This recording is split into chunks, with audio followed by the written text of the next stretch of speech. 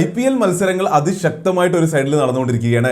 അതേസമയമാണ് മറ്റൊരു സൈഡിൽ നമ്മുടെ സ്റ്റോക്ക് മാർക്കറ്റിലെ IPOകളുടെ മത്സരങ്ങൾ നടന്നുകൊണ്ടിരിക്കുന്നത്. ഈ മാസത്തെ തന്നെ 6ാമത്തെ IPO റിവ്യൂ ആണ് നമ്മളിവിടെ ചെയ്യാൻ പോകുന്നത്. 6ാമത്തെ IPO ആണ് ലൈവ് ആയിരിക്കുന്നത്. ഇത് മാത്രമല്ല, ഈ ഒരു കമ്പനിയുടെ കൂടെ തന്നെ 2 മറ്റ് IPOs കൂടി അവൈലബിൾ ആണ്. അതിനെപ്പറ്റി വീഡിയോ നിങ്ങൾ വേണമെന്ന് പറഞ്ഞാൽ ചെയ്യാൻ പറ്റുന്നതാണ്. അപ്പോൾ ഇന്ന് നമ്മൾ ചെയ്യാൻ പോകുന്നത് UTI AMCയുടെ unit trust of India asset management കമ്പനിയുടെ IPOന്റെ റിവ്യൂ ആണ് നമ്മൾ ചെയ്യാൻ പോകുന്നത്.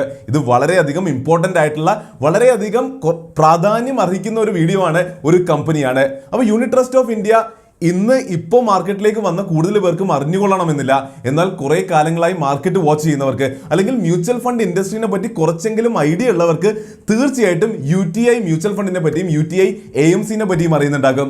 കാരണം എന്താണെന്ന് വെച്ചാൽ 1963 ഇന്ത്യയിൽ മ്യൂച്വൽ ഫണ്ട് തന്നെ ഏറ്റവും ആദ്യമായിട്ട് ഫോം ചെയ്യുന്നത്, ഏറ്റവും ആദ്യമായിട്ട് മാർക്കറ്റിലേക്ക് ഇറക്കുന്നത് UTI ആണ്. അതിനുശേഷം 1987 വരെ 24 വർഷം മാർക്കറ്റിൽ ഒരു മൊണോപോളി ആയിരുന്നു. മ്യൂച്വൽ ഫണ്ട് എന്ന് പറഞ്ഞാൽ ഇന്ത്യയിൽ അതിനൊരു പര്യായപദമായിട്ടായിരുന്നു UTI മ്യൂച്വൽ ഫണ്ട് ഉണ്ടായിരുന്നത്. അതുകൊണ്ട് തന്നെ മാർക്കറ്റിൽ വർഷങ്ങളായിട്ടുള്ളവർക്ക് തീർച്ചയായിട്ടും UTI മ്യൂച്വൽ ഫണ്ട് വളരെ ശക്തമായിട്ട് തന്നെ അറിയുന്നതായിരിക്കും. അപ്പോൾ അവരെല്ലാം വിചാരിക്കും UTI AMCയുടെ IPO വരുമ്പോൾ വളരെ നല്ല IPO ആയിരിക്കും.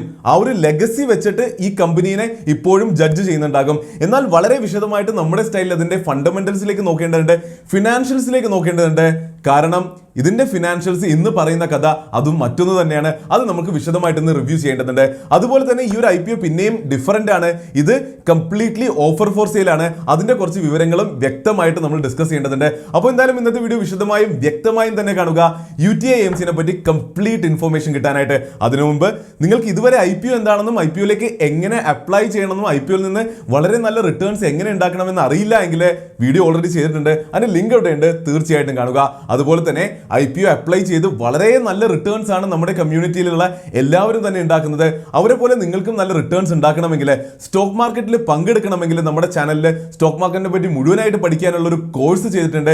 കംപ്ലീറ്റ്ലി ഫ്രീ ഓഫ് കോസ്റ്റ് ആണ്. ആ ഒരു കോഴ്സിന്റെ പ്ലേലിസ്റ്റിലേക്കുള്ള ലിങ്ക് മുകളിൽ കൊടുത്തിട്ടുണ്ട്. അതുപോലെ തന്നെ സ്റ്റോക്ക് മാർക്കറ്റിൽ പങ്കെടുക്കണമെങ്കിൽ നിങ്ങൾക്ക് വേണ്ടത് ഒരു ഡിമാറ്റ് ട്രേഡിംഗ് അക്കൗണ്ട് മാത്രമാണ്. ₹1 പോലും ചിലവില്ലാതെ ഒരു ഡിമാറ്റ് ട്രേഡിംഗ് അക്കൗണ്ട് ഓപ്പൺ ചെയ്യാൻ പറ്റുന്നതാണ്. സീറോദയിലോ അപ്സ്റ്റോക്സിലോ അക്കൗണ്ട് ഓപ്പൺ ചെയ്യാനുള്ള ലിങ്ക് താഴെ ഡിസ്ക്രിപ്ഷനിലും കമന്റിലും കൊടുത്തിട്ടുണ്ട്. അപ്പോൾ എന്തായാലും അതെല്ലാം ചെയ്യുക. UTI അസറ്റ് മാനേജ്മെന്റ് കമ്പനിയെ പറ്റി മുഴുവൻ മനസ്സിലാക്കാനായിട്ട് വീഡിയോ മുഴുവനായും ശ്രദ്ധിച്ച് തന്നെ കാണുക. The name is Shariq Shamsuddin. Welcome to Fund folio.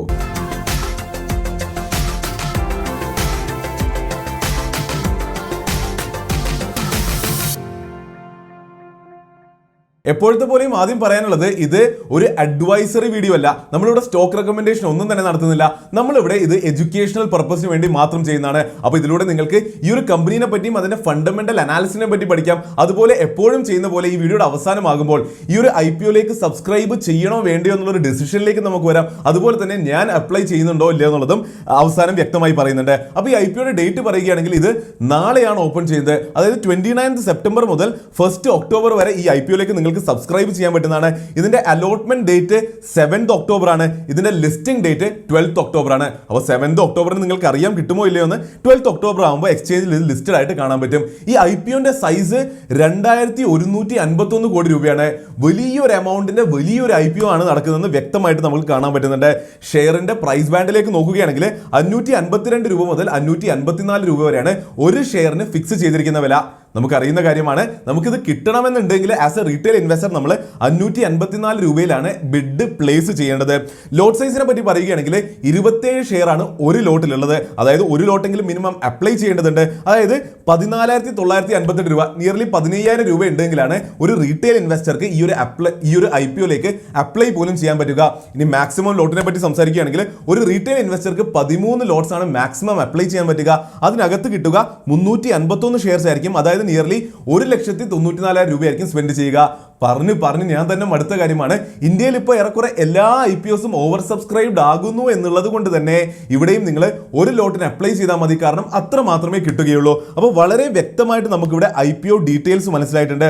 അപ്പോൾ അങ്ങനെയാണെങ്കിൽ നമ്മൾ എപ്പോഴും ചെയ്യുന്ന പോലെ ഒബ്ജക്റ്റീവ്സ് ഓഫ് ദ IPOയിലേക്ക് നോക്കേണ്ടതുണ്ട്. ഇവിടെയാണ് ഞാൻ ആദ്യം പറഞ്ഞ ഒരു ഇമ്പോർട്ടൻ്റ് ആയിട്ടുള്ള ഇൻട്രസ്റ്റിംഗ് ആയിട്ടുള്ള ഒരു കാര്യമുള്ളത്. അതായത് 2159 രൂപ ഇവർ റേസ് ചെയ്യുന്നുണ്ട്.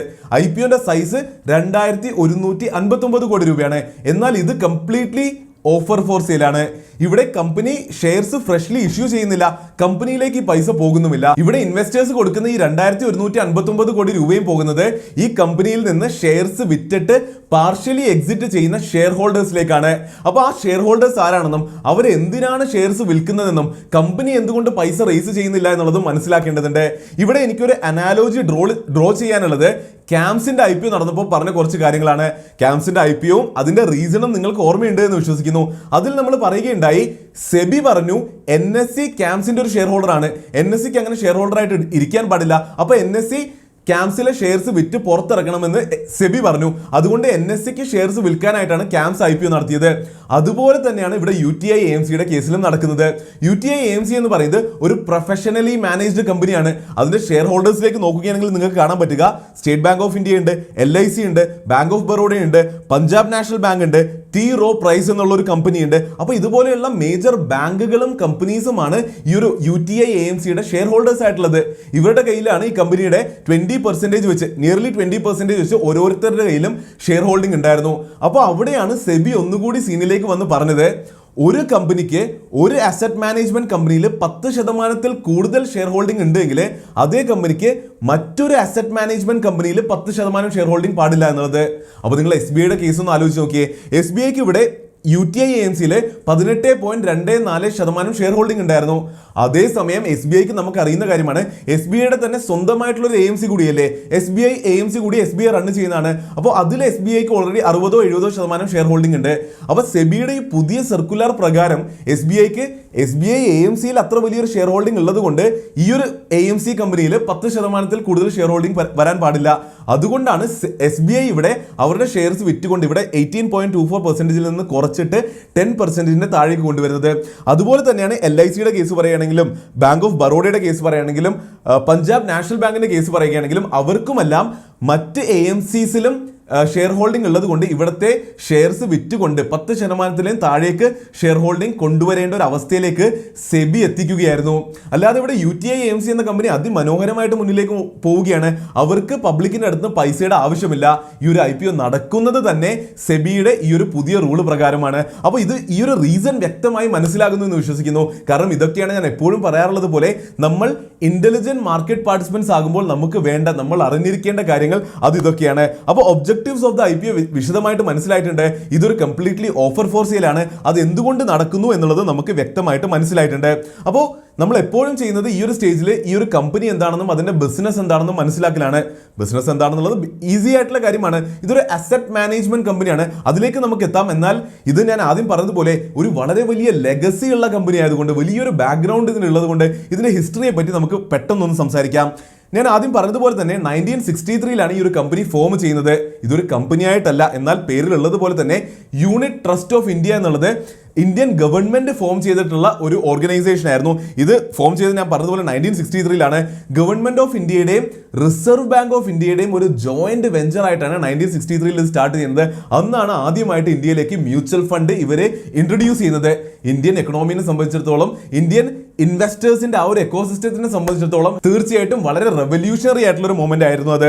1978 നോക്കുകയാണെങ്കിൽ 1963 മുതൽ 1978 വരെ RBI ആയിരുന്നു ഈ UTIന്റെ എല്ലാ അഡ്മിനിസ്ട്രേഷനും കാര്യങ്ങളും ചെയ്തുകൊണ്ടിരുന്നത്. എന്നാൽ 1978 RBIന്റെ കയ്യിൽ നിന്ന് IDBI, industrial development bank of India കാര്യങ്ങൾ ഏറ്റെടുക്കുകയായിരുന്നു. പിന്നീട് ഒരു വലിയ ചേഞ്ച് വരുന്നത് 1987 1963 മുതൽ 1987 വരെ 24 വർഷം ഇന്ത്യയിലെ മ്യൂച്വൽ ഫണ്ട് സ്പേസിലെ ഒരു മൊണോപോളി ആയിരുന്നു UTI. എന്നാൽ 1987 കാര്യങ്ങൾ മാറുകയാണ്. SBI അവരുടെ AMC കമ്പനി ലോഞ്ച് ചെയ്യുകയായിരുന്നു.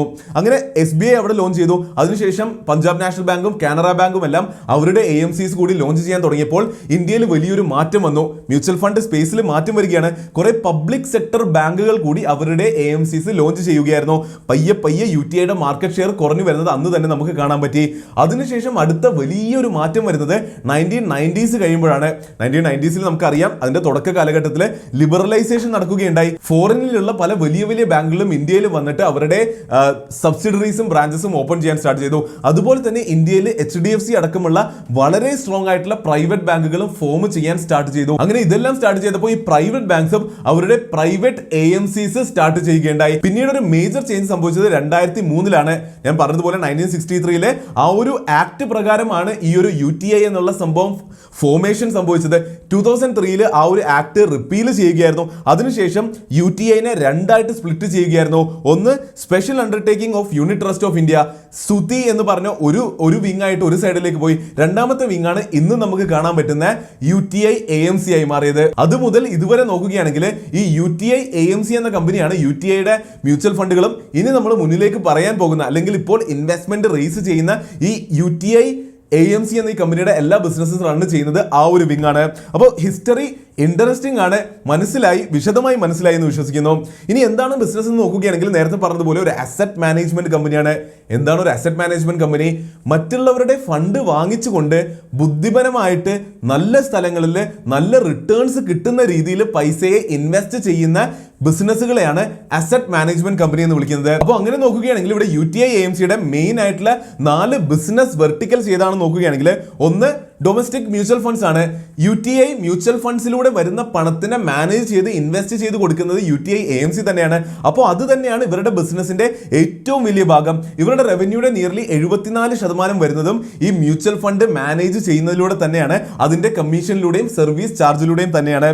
രണ്ടാമത്തെ ബിസിനസ് വെർട്ടിക്കൽ കാണാൻ പറ്റുന്നത് പോർട്ട്ഫോളിയോ മാനേജ്മെന്റ് സർവീസസ് ആണ്. നമ്മൾ പൊറിഞ്ചു പോലിയത്തിന്റെ വീഡിയോ ഒക്കെ ചെയ്തപ്പോൾ പഠിച്ചതാണ്. പോർട്ട്ഫോളിയോ മാനേജ്മെന്റ് സർവീസ് എന്ന് പറഞ്ഞാൽ ഹൈ നെറ്റ്വർത്ത് ഇൻഡിവിജ്വൽസിന്റെ കയ്യിൽ നിന്നാണെങ്കിലും അല്ലെങ്കിൽ ഇൻസ്റ്റിറ്റ്യൂഷണൽ ഇൻവെസ്റ്റേഴ്സിന്റെ കയ്യിൽ നിന്നാണെങ്കിലും എല്ലാം പൈസ റേസ് ചെയ്തുകൊണ്ട് അതിനെ നല്ല രീതിയിൽ ഇൻവെസ്റ്റ് ചെയ്ത് നല്ല റിട്ടേൺസ് ഉണ്ടാക്കി കൊടുക്കുന്നതിനെയാണ് പോർട്ട്ഫോളിയോ മാനേജ്മെന്റ് സർവീസസ് എന്ന് പറയുന്നത്. ഇവിടെ ഇൻട്രസ്റ്റിംഗ് ആയിട്ടുള്ള ഒരു കാര്യമുള്ളത് EPFO, employee provident fund organisation, government of India run ചെയ്യുന്നതാണ്. PF പ്രോവിഡന്റ് ഫണ്ട് നമുക്ക് അറിയുന്ന കാര്യമാണ്. അതിൽ പോലും വരുന്ന ഫണ്ടുകൾ ഗവൺമെന്റ് ഇൻവെസ്റ്റ് ചെയ്യാനായിട്ട് ഏൽപ്പിക്കുന്നത് UTI AMC-നെയാണ്. ഇത് തീർച്ചയായിട്ടും ഇൻട്രസ്റ്റിംഗ് ആയിട്ടുള്ള ഒരു നമ്പറാണ്. അതുപോലെ തന്നെ പെൻഷൻ ഫണ്ട് മാനേജ്മെന്റ് ഇവർ ചെയ്യുന്ന ഒരു ബിസിനസ്സാണ്. അഗെയിൻ നമുക്ക് അറിയുന്ന കാര്യമാണ്. അതായത് ഗവൺമെന്റ് നമുക്ക് എല്ലാവർക്കും പെൻഷൻ തരുന്നുണ്ട്, അതിനായിട്ട് സാലറിയുടെ ഒരു ഭാഗം പിടിക്കുന്നുമുണ്ട്. ഇൻഫാക്ട് NPS എന്നുള്ളത് ഇന്ന് പബ്ലിക്കിന് പോലും, നാഷണൽ പെൻഷൻ സ്കീം എന്നുള്ളത് പബ്ലിക്കിന് പോലും ഓപ്പൺ ആയിട്ട് കൊടുത്തിട്ടുള്ള കാര്യമാണ്. ഇവിടെ ഗവൺമെന്റ് പബ്ലിക്കിന് എന്താണ് ഉറപ്പ് കൊടുക്കുന്നത്? ഞങ്ങൾക്ക് പൈസ തന്നാൽ മതി, നിങ്ങൾ റിട്ടയർ ആകുന്ന ഏജ് ആകുമ്പോൾ ഞങ്ങൾ നിങ്ങൾക്ക് പെൻഷനായിട്ട് റിട്ടേൺസ് ആയിട്ട് തിരിച്ചു തരാമെന്ന് പറയുകയാണ്. എന്നാൽ ഗവൺമെന്റ് എങ്ങനെയാണ് ഇത് ഉറപ്പ് വരുത്തുന്നത്? ഗവൺമെന്റ് ഈ സമാഹരിക്കുന്ന പൈസയെല്ലാം UTI AMC-ക്ക് കൊടുത്തിട്ട് നല്ല രീതിയിൽ ഇൻവെസ്റ്റ് ചെയ്യിപ്പിക്കുകയാണ്. മനസ്സിലാകുന്നുണ്ടോ? അപ്പോൾ അത്ര വലിയ പബ്ലിക്കിൽ നിന്ന് കളക്ട് ചെയ്യുന്ന പൈസ പോലും ഇൻവെസ്റ്റ് ചെയ്യാനായിട്ട് എത്തുന്നത് അത് UTI AMC-യിലേക്ക് തന്നെയാണ്. പിന്നീട് ഓഫ് ഷോർ ഫണ്ട്സ്, അതായത് ഇന്ത്യയുടെ പുറത്തുള്ള മേജർ ഡെവലപ്ഡ് സ്ഥലങ്ങളിൽ നിന്ന് ആൾക്കാർക്ക് ഇന്ത്യയിലേക്ക് ഇൻവെസ്റ്റ് ചെയ്യണമെങ്കിൽ അതിലും UTI AMC ഫെസിലിറ്റേറ്റ് ചെയ്യുന്നുണ്ട്. അപ്പോൾ വളരെ വ്യക്തമായിട്ട് ഇതൊക്കെയാണ് ഇതിന്റെ ബിസിനസ് വെർട്ടിക്കൽസ് എന്ന് മനസ്സിലാകുന്നുണ്ട്. ആദ്യം പറഞ്ഞതുപോലെ ഇതൊരു പ്യുവർ മ്യൂച്വൽ ഫണ്ട് ബിസിനസ് മാത്രമാണെന്ന് വിചാരിക്കരുത്. ഇതൊരു അസറ്റ് മാനേജ്മെന്റ് കമ്പനിയാണ്. കുറേ അധികം കാര്യങ്ങൾ ഇവർ വ്യക്തമായിട്ട് ചെയ്യുന്നുണ്ട്. ഇവരുടെ കുറച്ച് ഇൻട്രസ്റ്റിംഗ് നമ്പേഴ്സിലേക്ക് നോക്കുകയാണെങ്കിൽ ഇവർ ഇന്ന് ഇന്ത്യയിലെ സെക്കൻഡ് ലാർജസ്റ്റ് AMC ആണ് in terms of total asset under management. എന്താണ് അസറ്റ് അണ്ടർ മാനേജ്മെന്റ്? ഇവരുടെ കയ്യിൽ ഇൻവെസ്റ്റ് ചെയ്യാനുള്ള ടോട്ടൽ പൈസേനെയാണ് അസറ്റ് അണ്ടർ മാനേജ്മെന്റ് എന്ന് പറയുന്നത്. ഇനി ഇന്ത്യയിലുള്ള മ്യൂച്വൽ ഫണ്ട് AMC-യുടെ ആ ഒരു പട്ടികയിൽ ഇവർ എവിടെ നിൽക്കുകയാണെന്ന് നോക്കുകയാണെങ്കിൽ 8ാമത്തെ സ്ഥാനത്താണ് നിൽക്കുന്നത്. Again by asset under management വെച്ച് നമ്മൾ ലിസ്റ്റ് ചെയ്യുകയാണെങ്കിലാണ് മ്യൂച്വൽ ഫണ്ട് മാനേജ് ചെയ്യുന്ന AMCs-ൽ ഇവർ 8ാമത്തെ സ്ഥാനത്താണ് നിൽക്കുന്നത്. ടോട്ടൽ ഇന്ത്യയുടെ മ്യൂച്വൽ ഫണ്ട് ഇൻഡസ്ട്രിയുടെ 5.4% മാർക്കറ്റ് ഷെയർ ഹോൾഡ് ചെയ്യുന്നത് അതും UTI AMC തന്നെയാണ്. അതുപോലെ തന്നെ ഇൻട്രസ്റ്റിംഗ് ആയിട്ടുള്ള ഒരു കാര്യം, ഇവർ ഇത്ര പഴയൊരു കമ്പനി ആയതുകൊണ്ട് ഓൾറെഡി നല്ലൊരു ബ്രാൻഡ് ഇക്വിറ്റി ഉണ്ട് ഇവർക്ക്. അതുപോലെ തന്നെ ഒരു വളരെ വൈഡ് ആയിട്ടുള്ള ഒരു ഡിസ്ട്രിബ്യൂഷൻ നെറ്റ്വർക്ക് കൂടി ഇവർ ഓൺ ചെയ്യുന്നുണ്ട്. UTI AMC-യുടെ ബിസിനസ് എന്താണെന്ന് മനസ്സിലായ സ്ഥിതിക്ക് നമ്മൾ എപ്പോഴും ചെയ്യുന്നത് പോലെ ഈ ഒരു കമ്പനിയുടെ ഇൻഡസ്ട്രി അനാലിസിസും അതുപോലെ ഇവരുടെ മാർക്കറ്റ് സൈസിലേക്ക് നമുക്ക് നോക്കാം. വളരെ ഇൻട്രസ്റ്റിംഗ് ആയിട്ടുള്ള കാര്യം, കഴിഞ്ഞ വീഡിയോ നമ്മൾ ചെയ്ത് ഏഞ്ചൽ ബ്രോക്കിങ്ങിനെ പറ്റിയായിരുന്നു. അതിന്റെ വീഡിയോയിൽ ഈ ഒരു സെക്ഷനിൽ നമ്മൾ എന്താണ് സംസാരിച്ചത്? ഇന്ത്യ എന്ന രാജ്യത്ത് equity investment, stock market investment, അത് ഡയറക്റ്റ് ആയിട്ടാണെങ്കിലും മ്യൂച്വൽ ഫണ്ടിലൂടെ പാസീവ് ആയിട്ടാണെങ്കിലും അത് ശക്തമായിട്ട് ഗ്രോ ചെയ്തുകൊണ്ടിരിക്കുകയാണ്. അതിന്റെ നമ്പേഴ്സിൽ ഞാനും ടോട്ടൽ മാർക്കറ്റും ഹൈലി ബുള്ളിഷ് ആണ് എന്നുള്ളത് നമ്മൾ ഡിസ്കസ് ചെയ്ത കാര്യമാണ്. അപ്പോൾ ഏറെക്കുറെ അത് തന്നെയല്ലേ ഇവിടെയും ഉള്ളത്. അതായത് ഈ ഒരു കമ്പനിയുടെ റവന്യൂ വരുന്നത് എപ്പോഴാണ്? ഇന്ത്യയിലുള്ള ആൾക്കാർ കൂടുതൽ മ്യൂച്വൽ ഫണ്ടിൽ ഇൻവെസ്റ്റ് ചെയ്യുകയാണെങ്കിൽ ഇവർ ബീയിങ് ആൻ AMC ഇവർക്കും കൂടുതൽ റവന്യൂ ജനറേറ്റ് ചെയ്യാൻ പറ്റും. അപ്പോൾ ഇവരുടെ മാർക്കറ്റ് സൈസ് എന്ന് പറയുന്നത് ഇന്ത്യയിലെ മ്യൂച്വൽ ഫണ്ടിലേക്ക് ഇൻവെസ്റ്റ് ചെയ്യാൻ താല്പര്യമുള്ള ആ ഒരു എമൗണ്ട് ആണ് ഇവരുടെ മാർക്കറ്റ് സൈസ് എന്ന് വിശദമായി മനസ്സിലാക്കുന്നതാണ്. അത് കഴിഞ്ഞ വീഡിയോയിൽ നമ്പേഴ്സ് കാണിച്ചുകൊണ്ട് ഡേറ്റ കാണിച്ചുകൊണ്ട് നമ്മൾ എസ്റ്റാബ്ലിഷ് ചെയ്ത പോലെ തന്നെ അത് അതിശക്തമായിട്ട് ഗ്രോ ചെയ്യുന്നതാണെന്ന് നമുക്ക് അറിയുന്ന കാര്യമാണ്. എന്നാലും ഇവിടെ കുറച്ച് മ്യൂച്വൽ ഫണ്ട് സ്പെസിഫിക് ആയിട്ടുള്ള ഡേറ്റയിലേക്ക് നോക്കുകയാണെങ്കിൽ ആദ്യത്തെ ഗ്രാഫ് നിങ്ങൾക്ക് കാണാൻ പറ്റുന്നുണ്ട്. കഴിഞ്ഞ നിയർലി 10 വർഷമായിട്ട് ഇന്ത്യയിലുള്ള mutual ഫണ്ട്സിന്റെ total asset under management നോക്കുകയാണെങ്കിൽ അത് 10% CAGR ഗ്രോ ചെയ്തുകൊണ്ടിരിക്കുകയാണ്. കഴിഞ്ഞ 5 വർഷത്തിന്റെ മാത്രം നോക്കുകയാണെങ്കിൽ അത് നിയർലി 15% CAGR ഗ്രോ ചെയ്തുകൊണ്ടിരിക്കുന്നത്.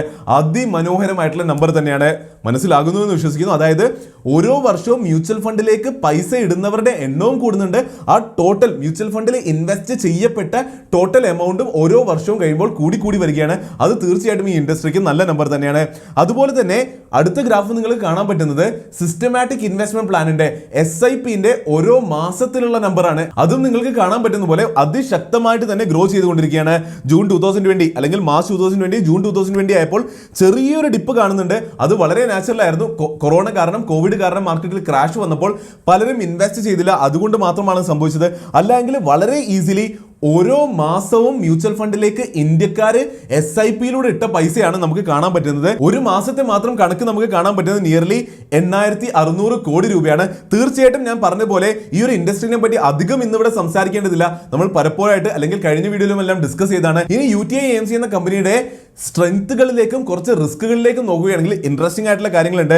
സ്ട്രെങ്ത് കുറച്ച് കാര്യങ്ങൾ ഞാൻ നേരത്തെ പറഞ്ഞതാണ്. സ്ട്രോങ് ആയിട്ടുള്ള ഒരു ബ്രാൻഡ് ഇക്വിറ്റി ഉണ്ട്, ഇത്രയും വർഷങ്ങളായിട്ടുള്ളതാണ്. വളരെ സ്ട്രോങ് ആയിട്ടുള്ള ഒരു ബ്രാൻഡ് പ്രസൻസ് ഇവർക്കുണ്ട്. രണ്ടാമത്തെ കാര്യം, നേരത്തെ ഇവരുടെ ലെഗസിയുടെ ഭാഗമായിട്ട് ബന്ധപ്പെട്ട് തന്നെ ഇവർക്ക് ശക്തമായിട്ടുള്ള ഒരു ഗവൺമെന്റ് ബാക്കിംഗ് ഉണ്ട്. അതുകൊണ്ട് തന്നെയാണ് ഞാൻ നേരത്തെ പറഞ്ഞതുപോലെ EPFO ആണെങ്കിലും NPS എല്ലാം ആണെങ്കിലും അതിന്റെ ടോട്ടൽ ഇൻവെസ്റ്റ്മെന്റ് വരുന്നത് UTI AMCയിലേക്കാണ്. വളരെയധികം ഈസിലി വലിയ എമൗണ്ടുകൾ അവർക്ക് ഗവൺമെന്റ് ബാക്കിങ്ങിലൂടെ ഇതുപോലുള്ള സ്കീമുകളിലൂടെ കിട്ടുന്നത് ശക്തമായിട്ടും ഇവരുടെ ഒരു സ്ട്രെങ്ത് ആണ്, അതുപോലെ ഒരു റിസ്ക് കൂടിയാണ്. അത് നമുക്ക് അതിലേക്ക് വരുമ്പോൾ ഡിസ്കസ് ചെയ്യാം. പിന്നീട് ഇവരുടെ ഒരു വൈഡ് നെറ്റ്വർക്ക് ഉണ്ട് എന്ന് പറഞ്ഞു. മോർ ഇൻട്രസ്റ്റിംഗ്ലി ഇവരുടെ ഈ നെറ്റ്വർക്ക് ചെറിയ സിറ്റീസിലേക്ക് കൂടിയുണ്ട്. മറ്റ് പല വലിയ AMCസും ഇന്ന് പ്രൈവറ്റ് AMCസും ഇന്ന് ഇന്ത്യയിലുണ്ട്. എന്നാൽ UTI AMCs ഈ വലിയ പ്രൈവറ്റ് AMCസിനെ കൂടുതലും തോൽപ്പിക്കുന്നത് ഈ ചെറിയ സിറ്റീസിൽ ഇവർക്കുള്ള പെനട്രേഷനിലൂടെയാണ്. അത് തീർച്ചയായിട്ടും ഇവരുടെ സ്ട്രെങ്ത് തന്നെയാണ്. പിന്നീട് ശ്രദ്ധിക്കേണ്ടത് പാസീവ് ഫണ്ട്സിലേക്കുള്ള ഇൻവെസ്റ്റ്മെന്റ് ഇന്ത്യയിൽ നിന്ന് കൂടി വരുന്നു എന്നുള്ളതാണ്. എന്താണ് പാസീവ് ഫണ്ട്? ആക്റ്റീവ് ഫണ്ട് എന്ന് പറഞ്ഞാൽ ഒരു മ്യൂച്വൽ ഫണ്ട് ആണ്. അതിന്റെ ഫണ്ട് മാനേജർ എപ്പോഴും അതിനെ റീബാലൻസ് ചെയ്തുകൊണ്ടിരിക്കും, ആക്റ്റീവ്ലി മാനേജ് ചെയ്തുകൊണ്ടിരിക്കും. എന്നാൽ നമുക്ക് ഇൻഡെക്സ് ഫണ്ടുകളെല്ലാം അറിയാമെന്ന് വിശ്വസിക്കുന്നു. ഈ ഇൻഡെക്സ് ഫണ്ടുകളെ എപ്പോഴും റീബാലൻസ് ചെയ്യില്ല. പ്രോബബ്ലി നിഫ്റ്റി 15 ഒക്കെ ട്രാക്ക് ചെയ്യുന്ന ഒരു ഫണ്ടിനെ ഇൻഡെക്സ് ഫണ്ട് എന്ന് വിളിക്കാൻ പറ്റും. അപ്പോൾ അതുപോലുള്ള ഇൻഡെക്സ് ഫണ്ടുകളിലേക്കുള്ള ഇൻവെസ്റ്റ്മെന്റിനെയാണ് പാസീവ് ഇൻവെസ്റ്റ്മെന്റ് അല്ലെങ്കിൽ പാസീവ് ഫണ്ട്സ് എന്ന് വിളിക്കുന്നത്. അതിലുള്ള ഇൻവെസ്റ്റ്മെന്റ് ഇന്ത്യയിൽ നിന്ന് കൂടി വരികയാണ്. അപ്പോൾ അത് UTI AMCക്ക് ഒരു നല്ല വാർത്തയാണ്. കാരണം UTI AMC ഇന്ന് ഇന്ത്യയിലെ പല ലീഡിംഗ് ഇൻഡെക്സ് ഫണ്ടുകളും റൺ ചെയ്യുന്നുണ്ട്. തീർച്ചയായിട്ടും നല്ല കാര്യമാണ്. അതുപോലെ ഞാൻ നേരത്തെ പറഞ്ഞ പോലെ EPFO ഇൻവെസ്റ്റ് ചെയ്യുന്നുണ്ട്. നേരത്തെ ഈ പ്രൊവിഡന്റ് ഫണ്ടിലേക്ക് വരുന്ന ഫണ്ടിന്റെ വെറും 5% മാത്രമേ സ്റ്റോക്ക് മാർക്കറ്റിലേക്ക് ഇൻവെസ്റ്റ് ചെയ്യുന്നുണ്ടായിരുന്നുള്ളൂ. എന്നാൽ അതിപ്പോ റിവൈസ് ചെയ്തിട്ട് 5% എന്നുള്ളത് കൂട്ടി 15% കൊണ്ടുവന്നിട്ടുണ്ട്. അപ്പോൾ നാച്ചുറലി UTI AMCയിലേക്ക് വരുന്ന ആ ഒരു ഇൻവെസ്റ്റ്മെന്റ് എമൗണ്ട് വളരെ പെട്ടെന്ന് അതിശക്തമായിട്ട് കൂടിയിട്ടുണ്ട്. അതുപോലെ NPS ഫണ്ട് വരുന്നു എന്നുള്ളത് നല്ല കാര്യം തന്നെയാണ്. ഇനി റിസ്കിനെ പറ്റി സംസാരിക്കുകയാണെങ്കിൽ ഏറ്റവും വലിയ റിസ്ക് എപ്പോഴും ഇതുപോലെയുള്ള മേഖലയിലെ കമ്പനീനെ പറ്റി സംസാരിക്കുമ്പോൾ പറയുന്ന അതേ റിസ്ക് തന്നെയാണ്. അത് സെബി ആണ്. അതായത് ഇതൊരു സെബി റെഗുലേറ്റഡ് ആയിട്ടുള്ള ഹെവിലി റെഗുലേറ്റഡ് ആയിട്ടുള്ള മാർക്കറ്റിലാണ് ഇവർ ഓപ്പറേറ്റ് ചെയ്യുന്നത്. ഇവരൊന്ന് അനങ്ങുകയാണെങ്കിലും ചലിക്കുകയാണെങ്കിലും ഇവർക്കൊരു പുതിയ ഡെസിഷൻ എടുക്കണമെങ്കിലും പുതിയ ബിസിനസ് വെർട്ടിക്കൽ ലോഞ്ച് ചെയ്യണമെങ്കിലും എന്ത് തന്നെയാണെങ്കിലും സെബിയുടെ ചട്ടക്കൂടുകൾക്കുള്ളിൽ നിന്നുകൊണ്ട് മാത്രമേ ഇവർക്ക് ഓപ്പറേറ്റ് ചെയ്യാൻ പറ്റുള്ളൂ. അത് തീർച്ചയായിട്ടും ഒരു ലിമിറ്റേഷൻ ആണ്. ഇൻഫാക്ട് ഇവിടെ നോക്കുകയാണെങ്കിൽ ഈ ഒരു IPO നടക്കുന്നത് പോലും ഇവർ സെബിയുടെ നിയമങ്ങൾക്ക് വിധേയമാകണം എന്നുള്ളത് കൊണ്ടല്ലേ. അപ്പോൾ തീർച്ചയായിട്ടും അത് ശ്രദ്ധിക്കേണ്ട കാര്യമാണ്. അതുപോലെ തന്നെ സെബി ഈ അടുത്ത് മ്യൂച്വൽ ഫണ്ടുകളുടെ അല്ലെങ്കിൽ അസറ്റ് മാനേജ്മെന്റ് കമ്പനികളുടെ എക്സ്പെൻസ് റേഷ്യോ കൺട്രോൾ ചെയ്യണമെന്നൊരു നിയമം കൊണ്ടുവന്നിട്ടുണ്ടായിരുന്നു. അപ്പോൾ ഇതുപോലെല്ലാം കാര്യങ്ങൾ വരുമ്പോൾ നേരിട്ട് ഈ കമ്പനികളുടെ റവന്യൂ ആണ് എഫക്ട് ചെയ്യുന്നത് എന്ന് നമ്മൾ ചിന്തിക്കേണ്ടതുണ്ട്. അതുപോലെ നമ്മൾ നേരത്തെ പറഞ്ഞ പോയിന്റ് EPFOയിൽ നിന്നും NPSൽ നിന്നുമെല്ലാം നല്ല രീതിയിൽ എമൗണ്ട് വരുന്നുണ്ട്. ബട്ട് വാട്ട് ഇഫ് നാളെ ഗവൺമെന്റ് തീരുമാനിക്കുകയാണ് ഈ EPFOയുടെ എമൗണ്ടും നാഷണൽ പെൻഷൻ സ്കീമിന്റെ എമൗണ്ടും എന്നും UTI AMCക്ക് കൊടുക്കേണ്ട മറ്റൊരു AMCക്ക് കൊടുക്കാം. അതിന്റെ റീസണിലേക്ക് ഞാൻ വരുന്നുണ്ട്.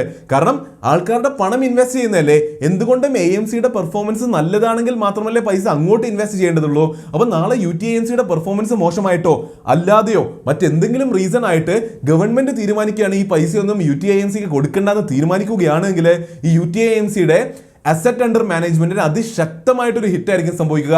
അപ്പോൾ അത് അവരുടെ ടോപ്പ് ലൈനിനെയും ബോട്ടം ലൈനിനെയും വളരെ ശക്തമായിട്ട് അഫക്ട് ചെയ്യുന്നതായിരിക്കും. ടോപ്പ് ലൈനും ബോട്ടം ലൈനും എന്താണെന്ന് നിങ്ങൾക്ക് അറിയാമെന്ന് വിശ്വസിക്കുന്നു. നമ്മൾ ഫണ്ടമെന്റൽ അനാലിസിൽ വിശദമായിട്ട് പഠിച്ചതാണ്. ഒന്നുകൂടി ഓർമ്മിപ്പിച്ച് തരാം. ടോപ്പ് ലൈൻ എന്ന് പറഞ്ഞാൽ ഒരു കമ്പനിയുടെ റവന്യൂനെയാണ് ഉദ്ദേശിക്കുന്നത്.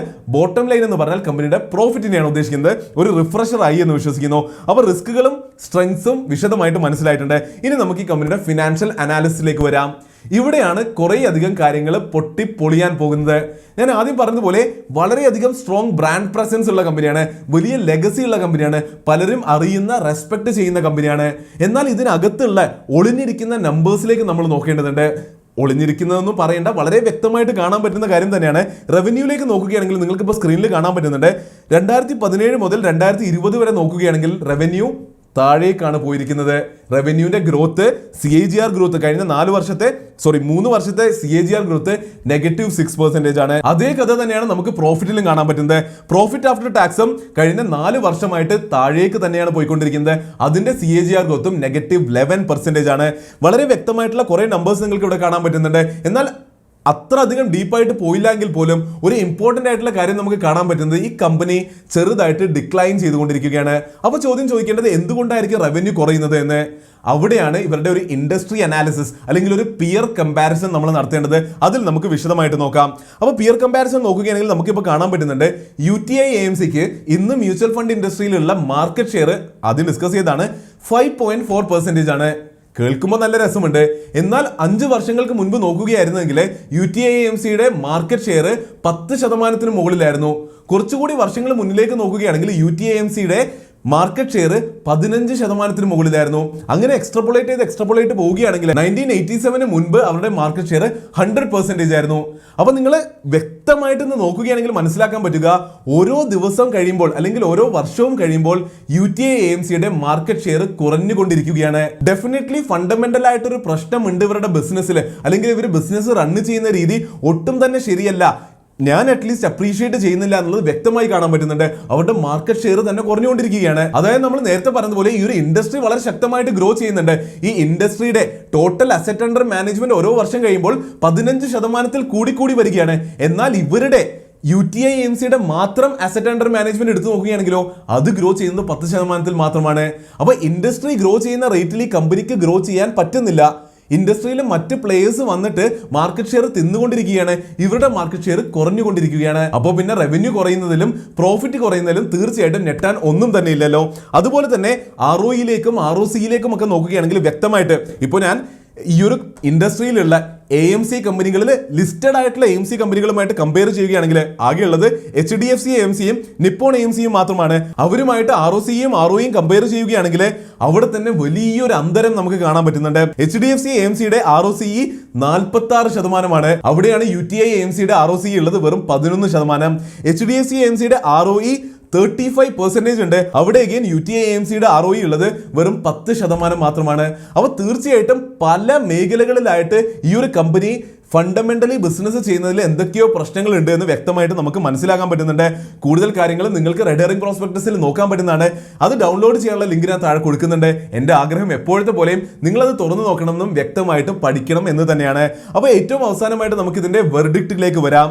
അപ്പോൾ എഗെയിൻ എപ്പോഴും പറയുന്നത് പോലെ നമ്മുടെ മാർക്കറ്റിലെ ഇപ്പോഴത്തെ സിറ്റുവേഷൻ ആണ്, ലിസ്റ്റിംഗ് ഗെയിൻ കിട്ടാൻ സാധ്യതയുണ്ട്. അതിനു വേണ്ടി വേണമെങ്കിൽ അപ്ലൈ ചെയ്യാൻ പറ്റുന്നതാണ്. അത് ആദ്യം തന്നെ എസ്റ്റാബ്ലിഷ് ചെയ്യുകയാണ്. അല്ലെങ്കിൽ ഈ ഒരു ബിസിനസ്സിലേക്ക് ശ്രദ്ധിച്ച് വ്യക്തമായിട്ട് നോക്കുകയാണെങ്കിൽ കുറച്ച് ഇമ്പോർട്ടന്റ് ആയിട്ടുള്ള അനാലിസിസ് ഉണ്ട്.